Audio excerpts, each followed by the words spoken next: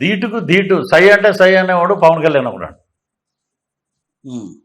Pawan Kalyan is not a board member, is not a ward member, but ఆయనలో ఉన్న sincerity honesty చూసి భారతదేశ ప్రధానమంత్రి మోదీ నరసరావుపేట బహిరంగ సభకు వచ్చాడండి.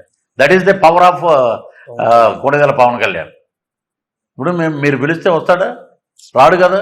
మరి ఆయనలో ఏం చూశాడండి ఆయన? Is a honest man, is trying for doing something for poor people. People నుంచి వచ్చినోడే ఒరిజినల్ లీడరు. కోట్లు పెట్టి బీ ఫారం కొనుక్కున్నవాడు is not a good leader, is a commercial man, is MP or MLA. So అలాంటి వాళ్ళు 21 మంది including Pawan Kalyan గారితో పాటు 21 మంది సెలెక్ట్ అయ్యారండి. అనకాపల్లి సీటు నాగబాబు గారికి ఇచ్చారు, ఎందుకు ఇవ్వలేదు సార్ అని మేమందరం అడిగితే అనకాపల్లి సీటు సీఎం రమేష్ గారి కోసం కేటాయించమని సెంట్రల్ గవర్నమెంట్ ఆదేశించారు.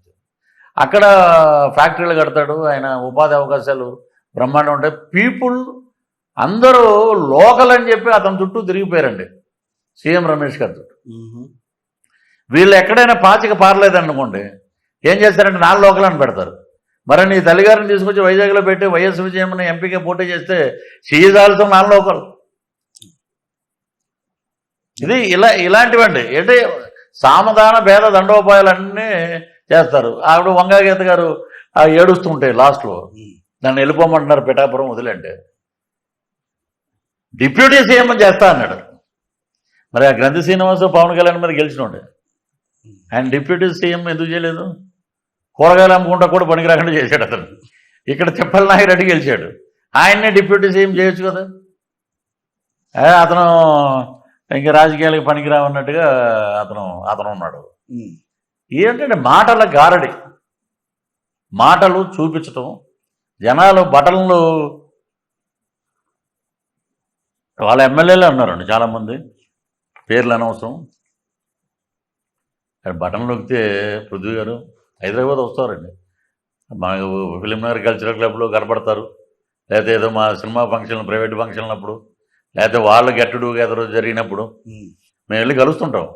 వాళ్ళు ఏమన్నారంటే బటన్ నొక్కితే ఆయన పేరు వస్తుంది, మాకేం పేరు వస్తుందంటే. ఇప్పుడు ప్రజల చేతిలో ఉన్నాయి 2 బటన్లు, రెండు బటన్లు కథ 2024 ఎలక్షన్, 2 బటన్ల కథ 2024 election. Jagan Reddy challenge, we are operating 2 buttons 2024 May 13. 1 is for MLA, 1 is for MP. నీకివ్వం ఛాన్స్, మేము చేస్తున్నాం ఈసారి. అది ఇప్పుడు ఆయనకి ఎక్కడ గెలవాలని మనం గెలుస్తున్నాం, ఇంత ఇదిలో మనం గెలుస్తున్నాం అంటే లండన్ పోరాడు. అక్కడ ఏం పెట్టాడు సిబిఐ అఫిడవిట్లో కోర్టుకి ఇచ్చిన దాంట్లో నా కూతుర్లు అక్కడ ఉన్నారు మేడం, వాళ్ళు నెక్స్ట్ డే పులివెందుల్లో ఓటేస్తున్నారు. వాళ్ళతో కలిసి వెళ్తారేమో, వాళ్ళు తీసుకుని వెళ్తారు లండన్. ఇప్పుడు నేను బ్రహ్మాండంగా వరల్డ్ కప్ గెలుస్తున్నానంటే నేను ఇంకా ప్రాక్టీస్లో ఉంటా, బాగా కొట్టేస్తున్నాం వరల్డ్ కప్ మందే అని. నువ్వు ఎందుకు పారిపోయావు అక్కడికి? సామాన్యుడికి పెత్తందారులకి మధ్యలో, పేదవాడికి పెత్తందారికి మధ్యలో జరిగే యుద్ధం.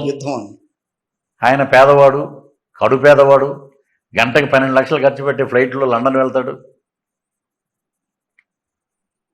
ఇది ఆంధ్ర రాష్ట్ర స్థితిగతులని మారుస్తుందంటే జూన్ 4వ తారీఖు, 13వ తారీఖునే అంతిమ తీర్పు ఇచ్చేశారు. జూన్ 4వ తారీఖున బాక్సులు బద్దలవుతాయి విత్ పోస్టల్ బ్యాలెట్తో పాటు. పోస్టల్ బ్యాలెట్ అంతా కూడా టీడీపీకే వస్తుందని చెప్పి మాట్లాడారు. 100% అండి. నిజం ఉందా దాంట్లో?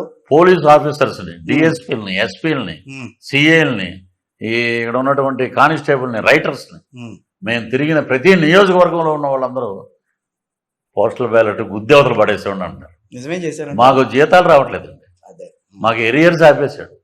మేము ఇంట్లో ఏం తినాలండి, ఏం బతకాలి, మా ఆరోగ్యాలు పాడైపోయినాయి. కాబట్టి మేము అనుకున్నాం ఒకటే, మా తీర్పు అంతా మేము చెప్పాలని. అలాగే ఉద్యోగస్తులు అన్ని రకాలుగా అన్ని క్యాడర్స్ గట్టి కొట్టారు దెబ్బ. జూన్ 4వ తారీఖున కూటమి అద్భుతంగా గెలుస్తుందండి. పవన్ కళ్యాణ్ గారు అత్యధికమైన మెజార్టీతో గెలుస్తాడు. 21 సీట్లలో నాకు ఎక్కడ డోకా లేదండి, ఎడ్జ్ కూడా లేవు. 43 సీట్లు దాకా ఎక్స్పెక్ట్ చేసిన వాళ్ళు 21కి ఎందుకు దిగారు? 24 అన్నారు, ఆ తర్వాత 21కి వచ్చారు. 21లో ఎన్ని గెలుస్తారు చెప్పండి పోనీ ఇప్పుడు ఈ రోజున? 21లో మొన్నటి వరకు నాకు 18 వరకు ఉండేయండి. అంటే మేము చూసాం కాబట్టి గ్రౌండ్ లెవెల్లో ఒక పోలవరం, ఒకటి రైల్వే కోడూరు, ఈ రెండు మీద ఉండేది నాకు. రైల్వే కోడూరు కూడా అద్భుతంగా పుంజుకున్నారంటే మళ్ళీ తిరుపతి ఆర్ఎన్ శ్రీనివాసులు గారు కూడా ఒక కమ్మవారి ఆత్మీయ సదస్సును ఒకటి పెట్టారండి. ఇంచుమించు తిరుపతిలో ఆ కాన్స్టిట్యున్సీలో ఉన్న వాళ్ళు 38,000 మంది ఉన్నారండి ఓటర్స్. అక్కడ బలిజాలు ఎక్కువ, అక్కడ బలిజలు ఎక్కువ. కాబట్టి ఈ 38,000 ఓట్లు తెలుగుదేశానికి పడిపోయే ఓట్లు అండి అవి. కూటమి అభ్యర్థి కాబట్టి ఆర్ఎన్ శ్రీనివాస్ పడుతున్నాయి. సో అలాగే చంద్రగిరి నుంచి వచ్చిన వాడేగా, వైసీపీ నుంచి వచ్చిన వాడే చంద్రగిరి పులవర్తి నాని, ఆయన మీద ఇవన్నీ కనపడుతున్నాయి, మొత్తం గొడ్డల కోట్లని. మీరు వైనాట్ 175 అనే రాగాలు తీసుకున్న వాళ్ళు మీకు 175 వచ్చినట్టయితే ఇంత అరాచకాలు ఎందుకంటే ఇన్ని అకృత్యాలు ఎందుకు? ఆఫ్టర్ పోలింగ్ ఇన్సెక్యూరిటీ మళ్ళీ వచ్చేస్తుంది మైండ్లో. రేపొద్దున ఏదైనా జరగవచ్చు, మనం ఏంటి అనేది. బట్ పీపుల్స్ వర్డిక్ట్ మటుకు అద్భుతంగా ఉంటుందండి. 2024 మీకు చూడండి, 4వ తారీఖున మీరు కాకినాడలో ఉంటాం, మేము ఎలక్షన్ రిజల్ట్ చూస్తుంటాం. ఒక విలేకరులాగా మీకు లైవ్ అప్డేట్స్ ఇవ్వమంటే నేను ఇస్తాను మీకు జూమ్లోకి వచ్చి. ఓకే, కానీ ఒకటండి, పృథ్వీ గారు అని అంటే వైఎస్ఆర్ కాంగ్రెస్ పార్టీలో ఆయన ప్రస్థానం అంతా కూడా జగన్మోహన్ రెడ్డి గారితో నడిచి పాదయాత్రలో కూడా తిరిగి ప్రజలతో ఆయన తిరుగుతున్నప్పుడు ఈయన కూడా తిరిగి ఇంత చేసిన ఆయన ఉన్నట్టుండే ఆయన వదిలేసేసి జనసేనలోకి వచ్చి జాయిన్ అయ్యి జనసేనలో కూడా అదే రకమైన ఒరవడి సృష్టించుకుంటూ వచ్చారు.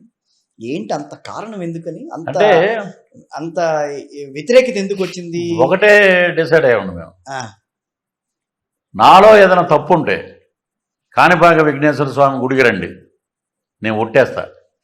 మీరు ఒట్టేస్తారా? మీ మీద ఎంతో నమ్మకంతో ఎస్వీబీసీకి డైరెక్టర్గా మీకు ఇచ్చారు కదా. నేను అసలు అడగలేదండి. వీళ్ళ ప్లాన్ ఏంటంటే వైవి సుబ్బారెడ్డి గారు చైర్మన్ ఉంటే ఒక నమ్మిన బంట అన్నవాడు ఎస్వీబీసీ చైర్మన్లో పడేస్తే ఇక్కడ ఏ దుర్మార్గాలు జరిగినా ఇటు ఉంటాడు కదా, నీ బాంచిన కాలముక్త దొర అనుకున్నారు. మనం ఆ టైప్ కాదండి.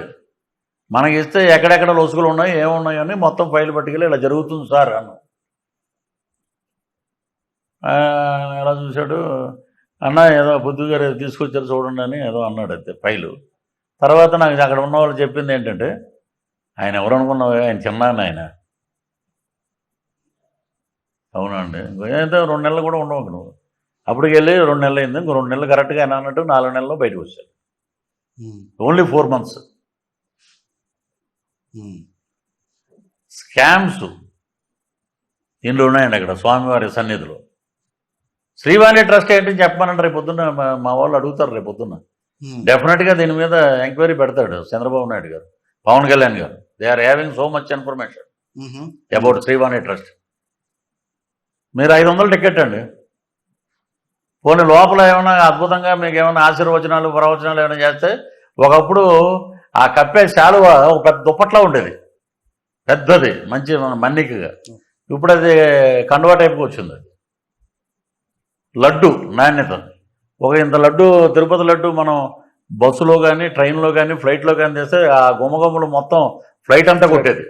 ఇప్పుడు అసలు లడ్డు అనేది ఎక్కడ మనకు తెలియట్లే. So much scams. సాక్షాత్తు వెంకటేశ్వర స్వామి గుడిని నాశనం చేసేసారు. సో దాని పనిష్మెంటే ఇదండి 2024 వర్డిక్ట్. క్రిస్టియానిజం పెరిగించారు అక్కడ. ఈవెన్ బ్రహ్మోత్సవాల్లో కూడా అక్కడక్కడ మనకి చాలా చోట్ల మీడియా మిత్రులు వేస్తారు, అంత క్రాస్ కనబడుతుందండి. సో ఇన్ని అరాచకాలు ఉన్నప్పుడు భగవంతుడు కూడా క్షమించడండి. మీరు చేసేవన్నీ దౌర్భాగ్య పనులు. మీరు ప్రజల మనిషి ఇలాగనే దండం పెట్టి సావుకి ఒకటి నేర్చుకున్నారు ప్రజలు. సావు అయినా పండగైనా ఒకటే నవ్వు. రెండో ఎక్స్ప్రెషన్ ఇస్తే మళ్ళీ ఎనర్జీ పోద్దనే. ఎప్పుడైనా చచ్చిపోయిన సేవ ఉందంటే ఏదైనా ఎవరైనా నవ్వుతున్నారంటే ఇంతే. భరించారు 5 ఏళ్ళు. ఇక తిలోదకం ఆయనకి. చాలామంది బ్రాహ్మణులు అయితే పిండ ప్రదానం కూడా వదిలేశారు.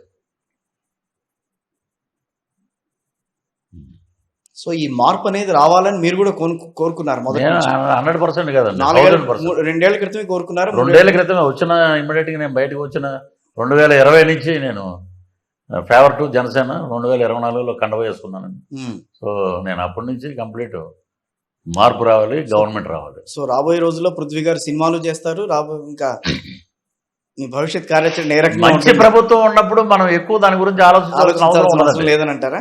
అవసరం ఉండదు. ఎప్పుడో నెలకోసారి మా ముఖ్యమంత్రి బ్రహ్మాండం చేశాడు అని చెప్పుకుంటాం. ఇదేంటంటే ప్రతి క్షణం ఇక్కడ ఇన్ని దౌర్భాగ్యుడు అనాలి, అన్ని తిట్టాలి, ఇన్ని తిట్టాలి.